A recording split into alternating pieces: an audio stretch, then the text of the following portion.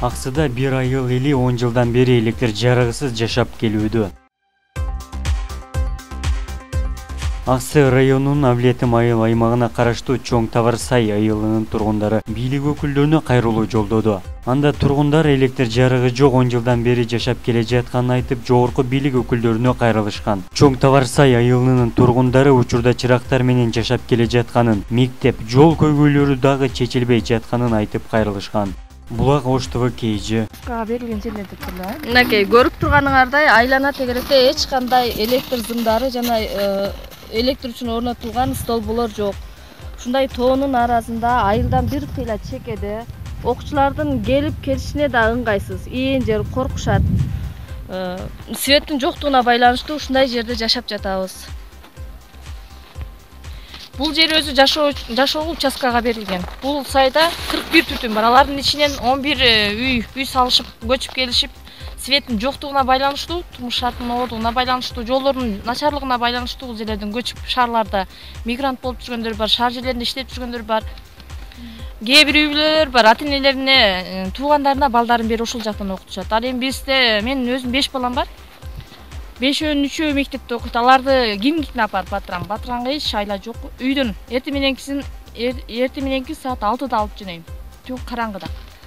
5 километр айылдын үйүмөн сайдын оозуна чейин 5 километр, мектепке чейин 7 километр, 7,5 километр. Ошончо балам жөө барып, жөө келет. Жолдор эч кандай каралбайт. Буга чейин биз айыл өкмөттөргө кайрылганбыз. Жолдор эч кандай сүрүлбөйт. Электр тогун түшүрүп беребиз деген бирок түшүрүлбөйт. Кайдыгер мамиле карашат. Ал эми чогулуштарга, мисалы үчүн бир жерлерге чогулуп кала турган болсок, ал жерлерге жараң айыл өкмөттүн аппаратындагылар гана барат. Карапайым эл барбайт. Карапайым элди качан чакырат? Качан шайлоо болсо гана чакырышат. Шайлоо болгондо үйүбүзгө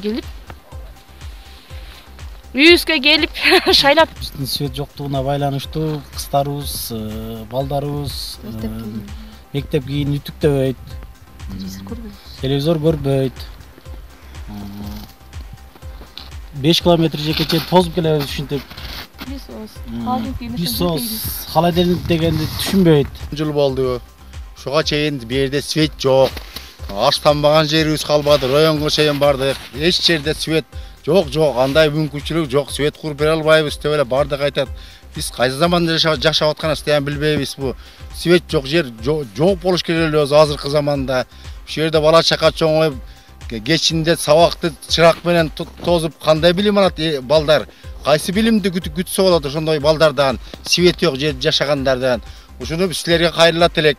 Ушу бизге жардам берип койсоңор жакшы болот эле.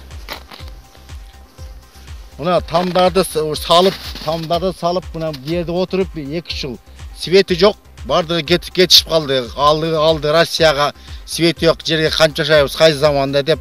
Бу жерде бир 10 чакты үй бүлө бар. Ошо 10 чакты үй бүлөнүн бардыгында свет жок, бардыгы отуруп ушу. Качан свет болот деп Кудайдан үмүт кылып отуруп, ушу качан болот билбейбиз деп. Балдар кээ чоң аталарында жашап атыр, бу жерде свет жок деп, эптеп бир жашоо болуп атыр да бу. Бир силерге кайрылат элек, бир катыраак жардам берип, бир свет куруп берилди.